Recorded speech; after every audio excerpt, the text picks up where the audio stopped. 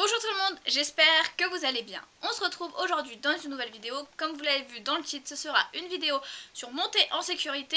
La semaine dernière, je vous ai posté une vidéo sur mon gilet de protection et je me suis dit que c'était très important de monter en sécurité. Je me suis dit que ça serait pas mal de vous faire une vidéo sur comment monter en sécurité, quelle aide vous pouvez utiliser pour vous aider, vous rassurer à être sûr de ne pas avoir peur de tomber ou qui peut vous aider au cas où si vraiment vous êtes très stressé. Par exemple, moi ça fait un long moment que j'ai pas monté, je sais que ces astuces là je vais les utiliser quand je vais remonter pour être sûre d'être à l'aise, pour de me dire que si je tombe il n'y a aucun souci, je serai protégée, je resterai pas bloquée, etc. Donc c'est quand même hyper rassurant, donc je me suis dit que ça serait plutôt sympa de vous partager ces astuces que moi j'utilise et que je vais réutiliser. Donc voilà, c'est parti, on commence tout de suite.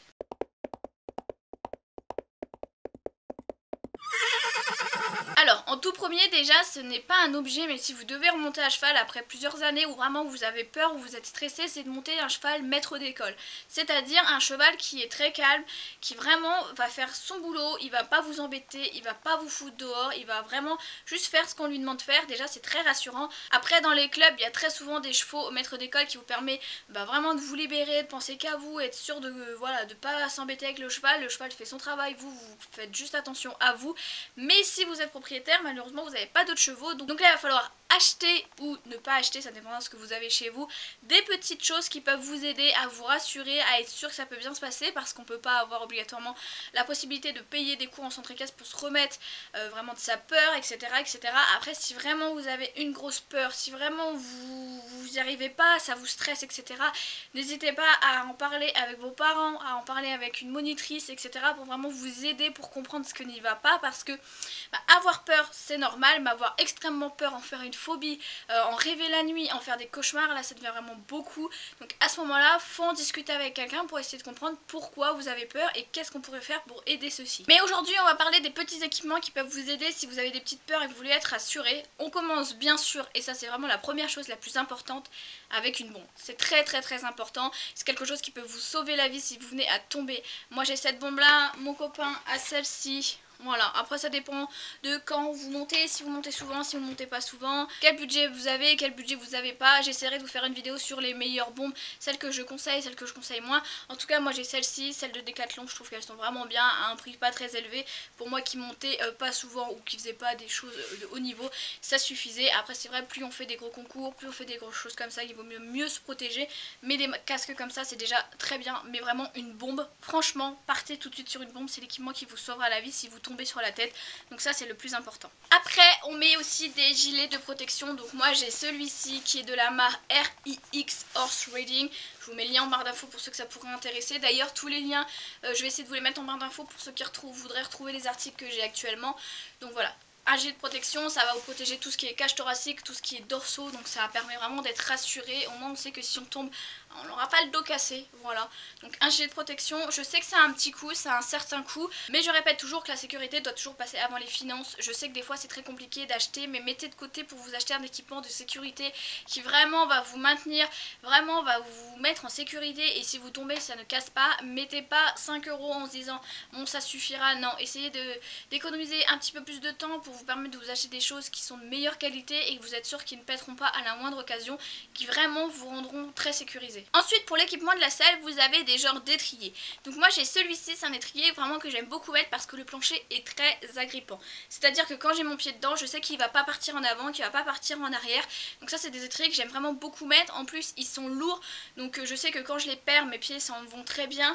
Donc voilà, vous pouvez conseiller cela. Vous pouvez aussi mettre cela qui est avec un élastique, comme ça si vous venez à tomber, votre pied sort carrément du plancher, donc au moins vous êtes sûr que votre pied ne reste pas coincé dans l'étrier. Moi c'est celui-ci qui me rassure vraiment beaucoup. J'en ai une autre paire sur ma selle que je monte, je vous mets une photo juste ici.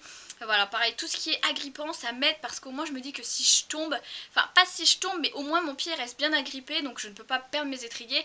Et je sais que c'est des étriers que quand je suis tombée, ils sont toujours, mes pieds sont toujours sortis des étriers, donc ça me rassure énormément. Vous pouvez aussi rajouter une petite coque devant l'étrier, ce qui va permettra d'éviter d'avoir le pied qui rentre énormément dans l'étrier, et si vous tombez, votre pied sera juste au bout, donc donc il sortira beaucoup plus vite. C'est une petite coque à mettre dessus qui se trouve partout, vous en trouvez à Decathlon, vous en trouvez partout, et ça rassure beaucoup. Pendant un temps je voulais m'en acheter une paire pour mettre à mes étriers parce que quand je partais en balade je perdais énormément mes étriers, ça me faisait très peur, donc je m'étais dit je vais mettre une coque. Au final j'ai fait un autre achat que je vous parlerai juste après qui du coup m'a largement sauvé la vie et je partais en balade mais tranquille, et du coup ça m'a beaucoup aidé. Mais si vous pouvez pas investir dans moi, l'investissement que j'ai fait, je vais vous faire voir après, mais l'investissement que j'ai fait, vous pouvez investir dans des petites coques qui sont vraiment pas chères et qui permettent à votre pied de rester bien dedans, bien stable, et si jamais vous tombez, les pieds sortiront quand même des étriers. Après, vous pouvez faire comme moi, et là ce n'est pas possible pour tout le monde, surtout si vous êtes cavalier de club, c'est s'acheter une selle de western. Voilà, voilà, vous la connaissez, je vous ai déjà fait pas mal de vidéos, je vous les mets en barre d'infos pour ceux qui voudraient aller la voir. Je vous mets une photo ici encore de la selle. Voilà, j'ai acheté une selle western tout simplement parce que ça correspondait bien à Kinus, ça me permettait d'être à l'aise en balade, ça me permettait d'être en sécurité parce que d'avoir le pommeau devant, d'avoir derrière, d'avoir les étriers très longs, on sait qu'on est bien maintenu, on peut se tenir au petit pommeau devant, c'est vraiment top, c'est quelque chose qui m'a beaucoup aidé, moi qui avais très peur en balade, j'avais vraiment peur d'y aller, que Kinus parte et que je me retrouve avec ma petite selle de dressage, enfin mixte sur lui et que bah voilà, clairement je saute, hein, quand il faisait un écart, j'avais tellement peur que bah, obligatoirement je tombais parce que la selle ne me maintenait pas assez. Donc j'ai investi dans une selle western qui vraiment me maintenait, qui me mettait vraiment j'étais bien à l'aise. Il m'a fait une fois un écart pour un papillon, je n'ai absolument pas bougé. Donc si vous avez les moyens, que votre cheval est apte pour cette selle et que vous pouvez, offrez-vous une selle, que ce soit une selle de randonnée, une selle western, mais une selle qui va vraiment vous faire comme si vous étiez dans un canapé avec des ceintures de sécurité. C'est vraiment quelque chose qui peut vous aider. Je sais que c'est quand même un gros budget, c'est pas un petit achat que vous pouvez faire, mais si vous le pouvez, faites-le parce que c'est quand même très rassurant de se mettre dans la selle et d'être sûr qu'on est bien positionné et qu'il peut un peu rien nous arriver parce qu'on est du coup bien calé. Ça c'est vraiment l'achat que j'ai fait le meilleur.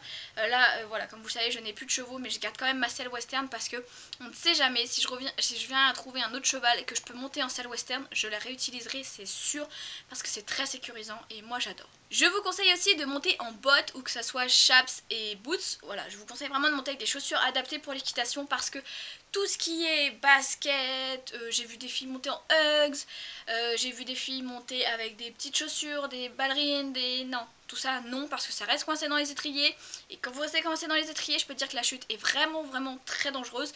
Donc je vous conseille vraiment des chaussures spéciales équitation. Pareil, ça a un petit coût, sauf si vous prenez par exemple les bottes en caoutchouc chez Decathlon, c'est très bien, ça peut très bien suffire dès le départ.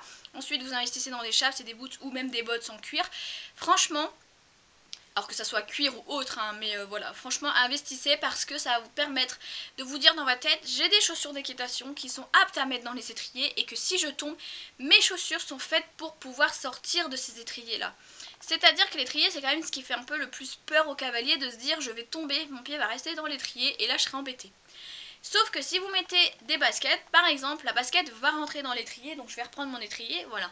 La basket va rentrer ici, et peut-être que la languette va coincer ici, et là votre pied va rester coincé. Et c'est là que ça sera très dangereux parce que vous ne pourrez pas retirer votre pied. Donc je vous conseille d'investir dans des bottes ou dans des boots, peu importe le tarif, peu importe la marque, peu importe la qualité, mais d'investir dans quelque chose de spécial, équitation, pour être sûr que vos pieds puissent sortir des étriers, ce qui est quand même quelque chose de très important, hein. Un pied qui reste coincé dans un étrier c'est quand même assez dangereux quand vous tombez, donc voilà, je vous conseille d'investir dans une petite paire de bottes. Et ensuite, dernière petite astuce qui peut aussi vous aider, c'est quand vous avez les rênes, donc votre cheval a son filet, vous êtes dessus, vous avez les rênes, vous pouvez faire un petit nœud.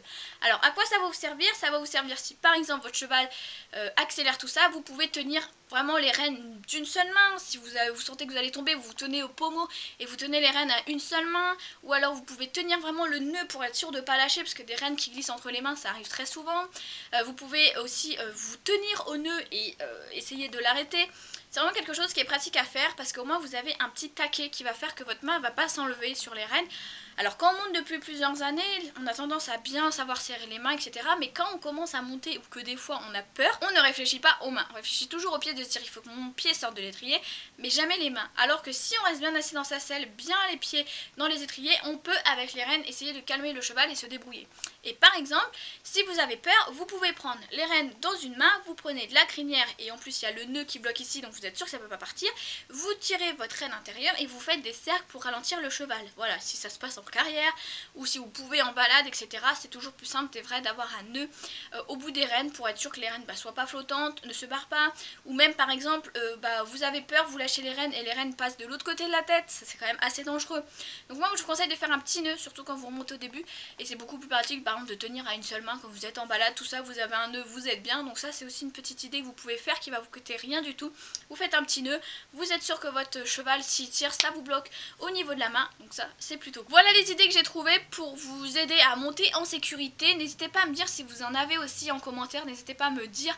Je ne connais pas d'autres protections, je ne sais pas si on peut mettre d'autres protections au niveau des genoux. Donc voilà, n'hésitez pas à me dire en commentaire si vous avez d'autres idées qui pourraient aider tout le monde, on est là pour interagir, donc n'hésitez pas à me mettre vos idées en commentaire. Si je vois qu'il y a encore beaucoup d'idées, je pourrais refaire une vidéo de ce deuxième style avec toutes vos idées à vous. Voilà, j'espère que cette vidéo vous aura plu, n'hésitez pas à me dire tout ça en commentaire, à vous abonner à la chaîne et à liker la vidéo si elle vous a plu. Moi je vous fais de très gros bisous et je vous dis à samedi prochain.